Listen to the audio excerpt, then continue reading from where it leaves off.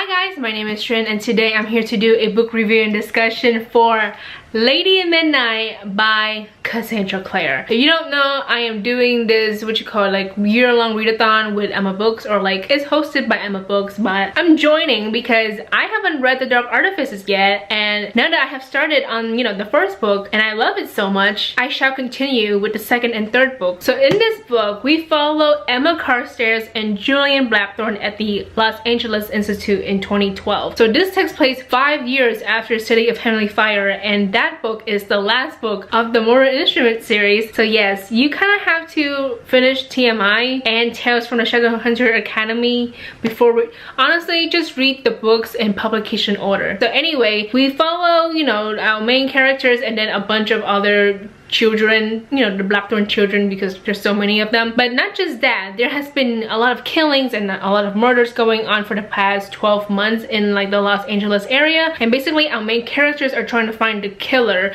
or the killers, because this is just really strange, and then not just that, Emma is trying to find her parents' murderers because her parents were killed 5 years prior to the book, and she has been trying to hunt down the killer because she wants to avenge their death. That's basically the synopsis for this book. I love this book so much. I was so shocked because usually I have a hard time loving the first book of a certain series when it comes to Cassandra Clare. Like for example, City of Bones. I don't love City of Bones. And then for Clockwork Angel, I also didn't even love the first book of that trilogy, even though I love the trilogy altogether. But when it comes to the Dark Artifices trilogy, this book is just the first book and I love it so much. Oh my god, I had so much fun reading this book. There are so many things happening in this book, and I'm not kidding when I say so many things, because we do have a lot of characters, but then we also have different interaction and different relationship for those characters, and then of course the killers and the killing and all these things and the mystery behind their murders. We get that also, but I like that it's nicely paced. I think it's nicely paced because I didn't have a hard time losing track, because I know what's going on, I know what's gonna happen next in a way, because everyone is just trying to find out who is the murderer, I have my iPad right here, so I'm just gonna read what I wrote because I really like my notes, and I'm gonna use my notes. So we get action scenes, love scenes, family scenes, reunion scenes with other characters. We're also introduced to so many new aspects in the Shadowhunter Chronicles, like the Shadow Market. What was that? The Shadow Market, the Shalomans, and then more explanation on the Unseelie Court. So I think that's something that was brought up here, because fairies are treated like shit. So this takes place 5 years after the Code Piece. So the Code Piece is very harsh, on the fairies, and we learn that there are two courts, the Seelie Court and then the Unseelie Court. So let's talk about the characters. I love all of the characters. This is something that's really new because, like I said, in City of Bones and also in Clockwork Angel, there's one or two characters, sometimes at least one or two characters that I don't like at all. But when it comes to this, I love all of the characters. They're so wonderful. Oh my god, I love the fact that they're all very different, but yet they're likable in some way, and I like the fact that they work well together. They really complement each other. And Emma, let's talk about a main character, Emma Carstairs. I think she's a freaking amazing character. I love how she's funny, ambitious. She's literally nothing like Chase. I know that around the time when Lady Midnight comes out, people compare her to Chase from TMI. I don't know which last name I should say. So Chase from TMI, basically, because people were like, oh my god, Emma is gonna be like Chase, but the girl version. She's nothing like him. I don't think she's anything like Chase. The thing is, Chase has his own issues and he has trouble letting people in or something like that. But then for Emma, she's very friendly. She, let people in, and she doesn't have a hard time, well, sometimes she has a hard time opening up to people, except Julian, because they're BFF. But Emma is just great, honestly. I think she's nothing like Chase. I think she's her own character, and I really appreciate that. I love Christina. I love her friendship with Emma. I love the fact that Emma has this best friend already besides Julian, Christina. I think they're so great together. And of course, like I said, I love a lot of the characters, but I'm not gonna say much when it comes to the characters and stuff like that, because I will talk more about them in the discussion section, which is the spoilery section. So this murder mystery is crazy crazy to me because that's basically the main plot of this book, but I like the fact that I was thrown off so many times when I was reading this book, and that's like the really good thing about it, because like if it's predictable then it's not gonna be fun anymore. And also this book is so funny, I laughed so much, but then also there are some really sad scenes in this book, and I also really appreciate those sad scenes because they hit home for me. I love a book when it's like funny but then it's also sad and it makes you feel some type of way, you know. And also I have a reading vlog for Lady Midnight. Basically in that vlog I was just like, yeah, I'm gonna be reading this book, and this book, and then I just drop everything and just focus on finishing Lady Midnight. So I will have the link in the description box below, but then also in the cards if you want to check it out. Overall, this book, Lady Midnight right here, 5 out of 5 stars. What a good first book to a pretty amazing trilogy. But other than that, that is it for the review section. Leave now if you have not read Lady Midnight. Oh my god, you need to read Lady Midnight because it's so freaking good. But if you have read Lady Midnight, then obviously stay, because I have a lot to say about a lot of things, because so many things happen in this book and I just want to talk about this book honestly. So I'm gonna make it very casual. I'm just gonna be sitting here and talking like I do with all of my videos. Goodbye to the people who have not read the book. If you have read the book, stay so we can discuss what happened in Lady Midnight. Let's start with the Blackthorne children because I have it right here on my iPad. I love all of them. I love all of them. Helen is not even in the book at all, but I hope she will be in the second book. But we see Mark. Oh my god, we get Mark back. That's crazy. So we see Mark, he's fantastic. We see Julian, he's literally the father figure for like the children basically. And then we get Ty, Livy, who else? Drew, and then Tabby, right? But the one Blackthorne that has a very special place in my heart is Tiberius Blackthorne. I think he's a fantastic boy. He's so smart. He's great. Oh my god. See, the thing is, before I read Lady Midnight, I know that Ty has autism because people mention it. I was like, okay, so we have a character named Ty and he has autism. Cool. But wow, he's amazing. He's so great. Oh my god, my voice cracked right there. I was very interested in his character because I am very interested in how Cassandra Clare will include people with disability, and especially people with autism, because I know people in real life who has autism. But of course, I have never really seen it in literature, and to have it in like an urban fantasy book series, you know, is different obviously, because in the Shadowhunter Chronicle or like in the Shadowhunter world, people don't really acknowledge people who are different. They don't outright say he has autism, but I know that it's been confirmed that he does have autism. But I did not expect Ty to win me so quickly. Literally, this kid is a genius. He's very intelligent, and I love his relationship with his siblings, especially with his twin sister Livy. I think they're a great duo. I love that they love each other so much. Tabby is the youngest of the Blackthorne children, and he's so cute. Oh my god, he's such a great little boy. The thing is, I love children, so whenever I see children in books, I get very excited, and he's adorable and wonderful and so smart, and I love that everyone loves him, and I know that everyone cares a lot about him because he is the youngest. He's only 7. I love how in this family it's just about love. Everyone loves each other. Everyone, you know, supports each other and helps each other out. And then I also want to talk about the relationship between Julian and Ty. A lot of horrible shit happened to this family. So the mom died from cancer, and then the dad, Andrew, died from, you know, the war. So remember, Julian killed his own father, but in a way Andrew was not really his dad anymore because he was turned into like a dark shadow hunter, so like his humanity is gone, but Julian still carries that burden and that guilt. For the past 5 years, Julian has been literally the guardian, the father figure for the children, especially for like Ty and Tabby. Definitely. Let's quickly talk about Julian and how he's like the parent. I don't really see him as like a brother to these children. I see him as like literally a father. Whenever Julian refers his siblings as his children, I cry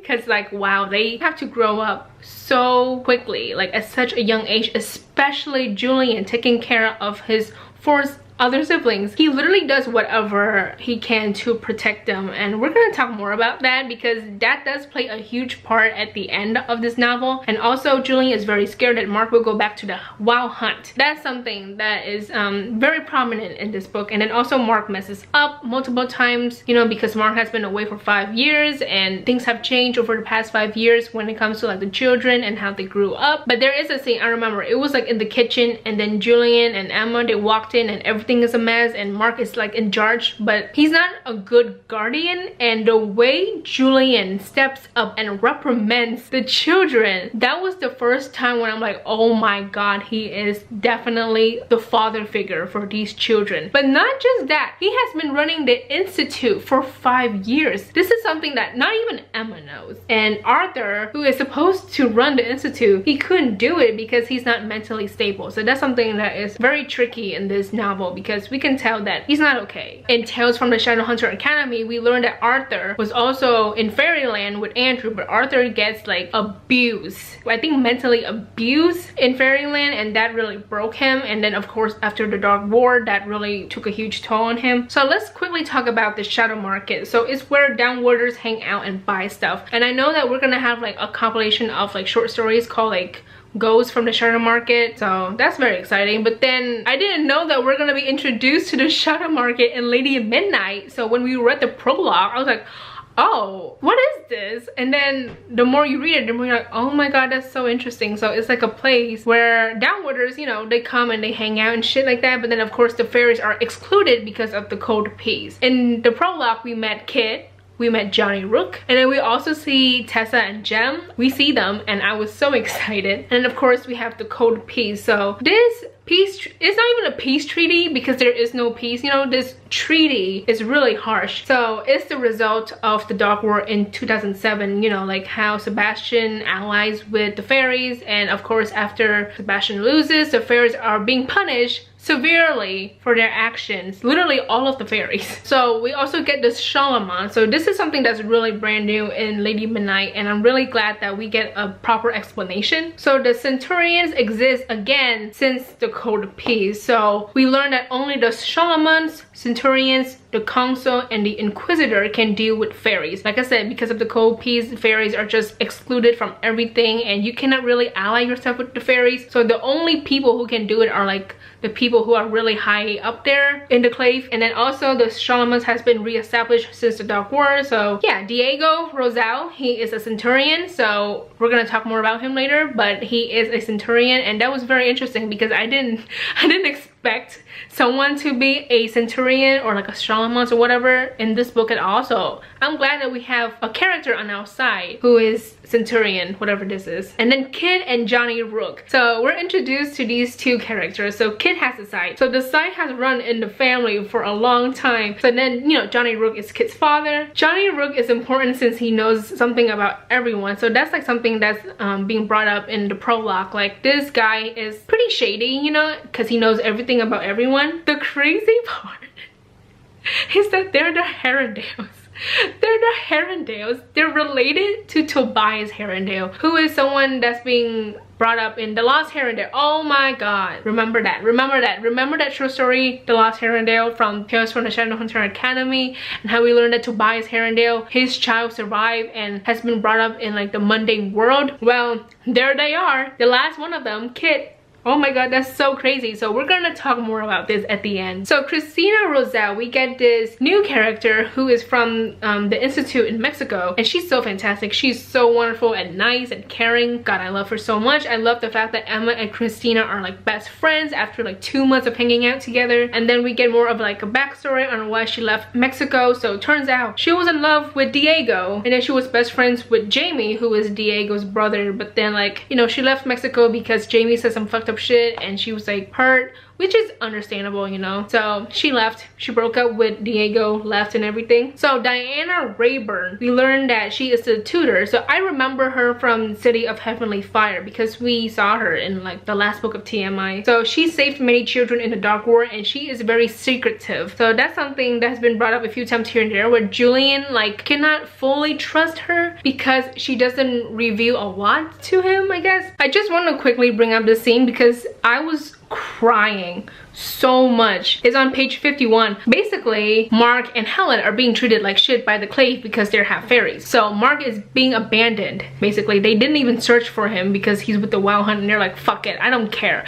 And then for Helen, she's being exiled to Rango Island. This is on page 51, and I will read this. It's Emma and Diana talking. Diana says, what does he do every year on the anniversary of the Cold Peace? Emma thought of Julian sitting here in this office year after year from the time he was 12 and all scraped elbows and torn jeans, he would sit patiently with pen and ink, writing his letter to the Clave, petitioning them to let his sister Helen come home from Ringo Island. When I read that sentence, I cried. I was sobbing my eyes out, because I know that the Clave think that they're doing a good thing, but they're not. They're separating someone from her family, you know. And the fact that Julian is like, you know, he's sitting there patiently and he's like asking the Clave to please bring back my sister, and they keep denying him every fucking year. It breaks my heart. Honestly, I was crying my eyes out because it's so sad. Like, remember, because Helen and Mark are gone, he has to be the guardian. He has to be the father figure for the children, and sometimes it's a lot of work. So Julian and Emma. Julian is in love with Emma. We see it, we know it. I know it.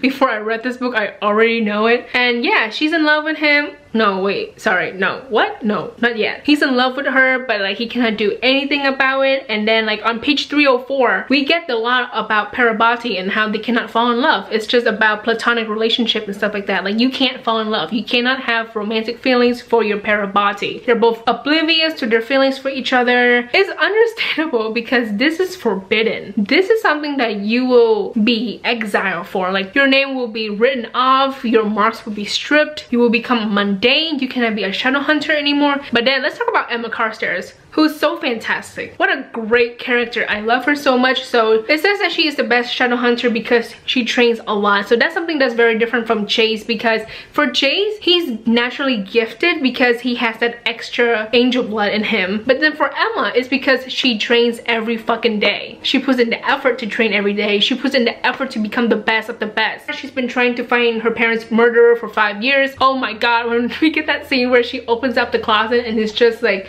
clues everywhere. But I don't even blame her for being vengeful, because this is really messed up, because the Clave keeps thinking that Sebastian has killed him. It's like, no, Sebastian wouldn't do that though, and he didn't. That's the thing. They were killed by Malcolm. Oh my gosh, she's also very selfless. I love that she understands Julian and his situation, and she loves the children so much. Like, she cares about them. She loves Ty and Mark and Livy and Drew and Tabby. She loves all of them because they're a part of her family in a way. I want to talk about this because I was freaking the fuck out when I was reading this book. This Parabati thing that has been brought up over and over again. Like, I know it's forbidden and stuff, but the whole time I'm like, why is it forbidden though? Why is there such a strict law about this? How they cannot fall in love? And there are 3 instances where things happen between Emma and Julian. I'm like, yo, this is very interesting. The very first one is that Emma heals Julian when he almost dies from the crossbow. So remember how fucking Diego accidentally almost killed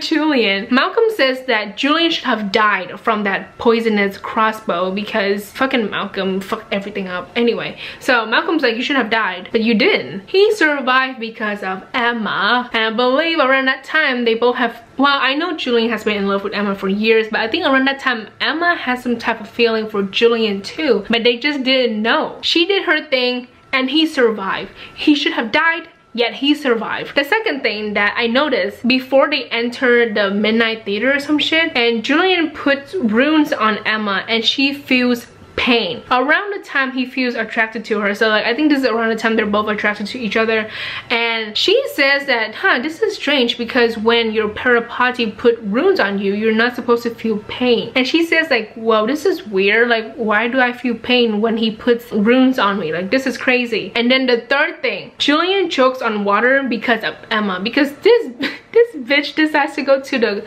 site and, you know, she drowns, and then he drowned alongside with her. Like, he coughed out water. That happened and I freaked out, and they're like, oh, because our connection is so strong. I'm like, nah man, it's because you two fall in love with each other and you love each other so much. But this is just really fucking messed up. After that scene where Julian rescues Emma from the beach, they have sex on the beach, which is crazy because it's the first book of a trilogy, and I'm like, oh shit, we're already getting a sex scene. Emma admits to herself that she's in love with Julian. So when they wake up, fuck Julian distances himself from her. So Emma is like, I'm in love with you, and Julian's like, oh no, I'm not in love with you, bitch. We know that you have been in love with her for so damn long. That scene kind of break my heart because it was just awkward after that. The next character that I want to talk about definitely is Mark Blackthorne. We get Mark back from the fairies if the Blackthorns help with the investigation, because there are some fairies who have been killed, and they're like, we want you to find out the killer, and if you do, you get Mark back. Mark has a choice at the end, you know, like if he wants to stay with his family or like go back with a wild hunt and stuff like that. Let's not forget the fact that this exchange is illegal. So everything has changed around Mark because he's been gone for like 5 years or so. So everyone has grown up, you know, and he's freaking out. And the scene where Libby threatens to kill Mark because he hurts Ty, that scene broke my heart into pieces, because around that time Mark is like a threat to them because he's so different. He's like reacting not like the way that they want him to be, because like you would think that he's like happy to be back and stuff like that, but no, he's been damaged because of the wild hunt in a way, and of course to come back to his family, and like he's so different and stuff like that. Oh my god, that just breaks my heart. But honestly, I like the fact that we see him struggle for a while, because it's not easy peasy, you know, like 5 years separated from your family for 5 years. You cannot just expect him to be happy again immediately. And also another scene that kind of also break my heart is the fact that Mark didn't know that Helen has been exiled. Here's the thing, even though Mark loves his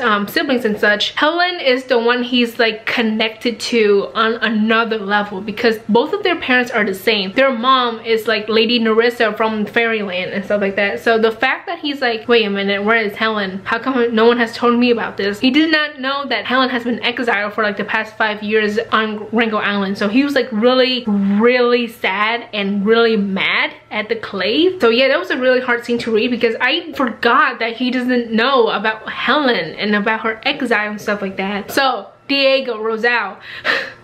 So the scene where we're at the house, Ava Blackthorne's house. No, not Ava Blackthorne, wrong one. But basically when Julian and Emma are at that house, you know, the lady's house, and then they see a figure in all black. That's Diego. I thought that was the killer. I was like, whoa, it's the killer. Oh my god, try to get him. But no, it's Diego, which is really weird. And then we learn that he's a centurion. He's like described as perfect, and I love how Emma keeps calling him Perfect Diego. Like that's just so funny to me. So this is where I cry a lot. I'm not gonna lie. So the whipping scene around page 500 or so. I don't remember the page number, but I'm just guessing right here. So Gwen, Kieran, and Irolaf came to the institute. So Gwen is like the head of the wild hunt. Kieran is like Mark's lover, and also the prince of the Unseelie court or something like that. So he's the son of the king of the Unseelie court. That's a pretty powerful move right there. And Irolaf is like a knight or some shit. I don't care, and I don't remember. So Kieran betrays Mark because he's jealous of Mark and Christina. So like this is around the time Mark and Christina have like a thing going on, but you know, Kieran is like really jealous and really mad about that. And let's face it, he only does this because he wants Mark back. He wants Mark to be brought back into the wild hunt. But nope, the plan backfired completely, because he's like really shocked when Irolaf's like, no, he's not gonna be sent back to the wild hunt. Instead, we're gonna whip him 20 whiplashes on his back. I was like, you fucking idiot. Look what you did right there. Julian volunteers to take the whipping. And I'm like, oh my god, oh my fucking god. It's like the Hunger Games all over again. I volunteer as Tripio, like please pick me. I'm like, are you kidding me? Everyone's freaking out. We're like, oh my god, like no, like Julian. But then at this point we're like, it's complicated. But the part that got me really mad, and I was like texting, no, I think I sent a video to Sandy expressing my anger. Julian is like, I volunteer as tribute. I want to take the whipping instead of Mark. They're arguing back and forth, and fucking Kieran, he literally throws Julian under the bus. He's like, just let him take the whipping. I forgot what he says. Let me get it. It's on page 519. Let him take the whipping. Kieran said he wants it. Let him have it.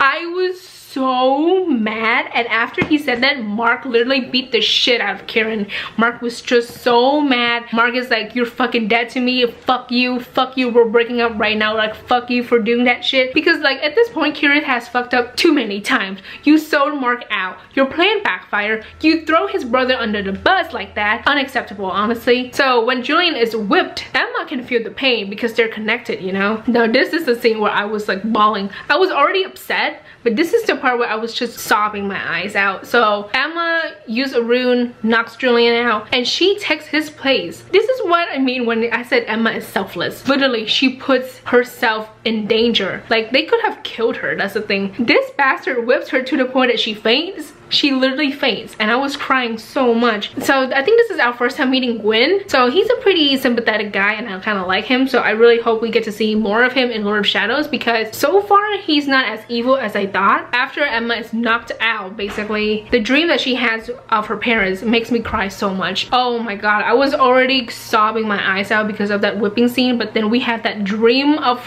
her and her parents, and oh my god, I was crying so much. And then on page 531, there's this one specific quote that makes me very emotional every time I think about it. Oh my god, this scene overall was so fantastic. I love the fact that her dad still has the violin from Gem at the end of page 531. When Emma says, "But Papa," Emma whispered, "Papa, you're dead." John Carstairs smiled sadly. "As long as there is love and memory, there is no true death." That quote right there broke me in half. Oh my god, I just get chills from reading that, and I'm planning to have a tattoo with that quote on my shoulder blade because I want that quote tattooed on me forever. Now let's really get into the plot in general. So the murders and the plot, and how this entire thing has been such an elaborate scheme from fucking Malcolm of all people. The murderer is Malcolm Fade. It hurts to know that it's him because he's good friends with the Blackthorne family, because there's like a few scenes where, you know, you see like in the beginning scene of him like eating pizza with the children. I was like, wow, that's so nice. But it sucks that he hates them too, because he admits that he hates them because they're the Blackthorne. And I'm like, but they didn't do anything. And I love that we find out about this tale about Lady Midnight and about Annabelle Blackthorne. It's because of Tabby, the youngest one, who's like 7. He's so smart, and I love that he figures it out and he tells the others he's like proud of himself for figuring it out. That was just a really great scene in my opinion, because I love Tabby. Can I just say how clever it is for Cassandra Clare to use the poem Annabel Lee by Edgar Allan Poe to literally write this entire book. Like, each line from the poem is like the name of the chapter for like all of the chapters. That was interesting. So that's something I noticed that's like completely different from the Infernal Devices trilogy, and also the Mortal Instruments series, is that the titles for the chapter are different. So after I finished Lady Midnight, I actually read the poem Annabel Lee, and oh my god, it's crazy how she did that, you know, like she did that. She did the thing. She literally wrote this entire novel because of that poem. So on page 100, we get so many clues of Malcolm being the bad guy, but we didn't really think about it, you know? So he says, "I came here to bring true love back from the dead." He was being literal about it. Like, he's literally bringing love back from the dead. He's bringing Annabelle back from the fucking dead. And also on page 100 is actually really funny, so just want to say that. So this whole lottery thing is very clever how Cassandra Clare does this, because she has thrown us off the loop multiple times, or like me, I was thrown off the loop multiple times. So I really thought that the people chosen at the lottery will be killed. So that's why Emma and Christina are like trying to like find Stanley and protect him and stuff like that, but no, they're chosen to kill. So Stanley was chosen to kill someone, and I was like, oh okay, so the Guardian wants the victims, because after he killed that girl, the girl gets pulled back by the Guardian. That's not the case at all. Turns out he wants the hands of the murderers to make the Hand of Glory. I was like, wow, that's really clever, because I did not expect that at all. So we were thrown off the loops like 2 or 3 times now. So he just wants the hand, whatever hand that kills the girl. So Malcolm stole the black volume of the dead after Sebastian and his army left the Institute. So remember that scene, that prologue in City of Heavenly Fire? I love the fact that it's like connected to like the last book of TMI, so that was really interesting. Malcolm killed Emma's parents, so he admits that, and I hate the fact that their deaths are just like a waste, because he's like, yeah, like I was trying it out and it didn't work, so I kind of dumped their body on the beach. The fact that he sounds nonchalant about it too makes me question everything about Malcolm Fade, because like, you just kill a girl's parents and you've been hanging out with her for 5 years pretending that you're friends with her and the family too. Like, what the fuck is Annabel Lee, or like Annabelle Blackthorne? So we learned the truth about her and what happened back in like the early 1800s. I don't remember the year, but basically Annabelle and Malcolm fell in love. This is before the Accord, so they're not supposed to fall in love. Oh yeah, she was killed alive. We learned that she was killed alive. Her family put her in a tomb alive. Literally, the family killed her because she fell in love with a warlock. That's really messed up, you know? So that's why Malcolm has always hated the Blackthorne family, because they're so cruel. But at the same time, like, why are you taking it out on like the Blackthorne family like right now? They have gone through so much already. They don't need you to take Tabby away like that. Oh my god. So at the end, Emma kills Malcolm, which is a good thing, you know? So I'm glad that she avenges her parents' deaths in a way. But at the same time, I think Malcolm is still alive. So, you know, we're pretty close. This is called the ending where we get so many information. So after the death of Malcolm, a lot of things just happened after that. So Magnus, Clary, and Jace are at the Institute. We learned that Isabel and Simon are engaged, which is very exciting, I'm not gonna lie. So Robert Lightwood is there. So that's very messy because he's the Inquisitor. I said in the beginning that Julian does whatever it takes to protect his family. And this thing that he did at the end is really shady because he throws Anselm Nightshade under their bus like that. I was like, what the fuck just happened? Like, this is something that he has been planning for a while now. And even Emma is like, I'm kind of scared of you, Julian, because the fact that you pulled this off, like, that's really scary. So I'm really scared that that's gonna bite them in the ass later. I mean, I'm sure it will, because the fact that they just threw someone so innocent under their bus like that, I'm sure that's gonna fucking like get them killed or some shit at the end. I don't know. But anyway, Mark breaks up with Kieran for good. I do feel bad for Kieran. That's the thing. Even though I kind of did not like him a lot after that whipping scene, I feel bad for him because now he's alone. But then also Mark is upset when he sees Christina kissing Diego because he likes Christina, but now Diego is back and now it's complicated. And now we get to talk about Johnny Rook and Kit. So after Malcolm dies, is he dead? I guess so. So anyway, after he dies, Johnny Rook is dead. So remember, the protection on his house has been crumbled and it's gone now. So he gets attacked by demons. Oh my god. Kit literally just witnesses his dad being killed like that. That's horrible. Jem, Tessa, and Emma help Kit out. Tessa is like, you're a Herondale. Come on, stand up, Christopher Herondale. I was like, what? Christopher Herondale. He's related to Tobias Herondale, like I said, so that's very interesting. Oh my god, he's gonna be at the Institute now, and that's gonna be really crazy because he's a shadow hunter. He's a shadow hunter. He's a Herondale. That's the thing. It's a privilege to be a Herondale when it comes to the Shadow Hunter Chronicles. Like, seriously, once you're a Herondale, you're loved immediately. Look at Will. Look at Chase.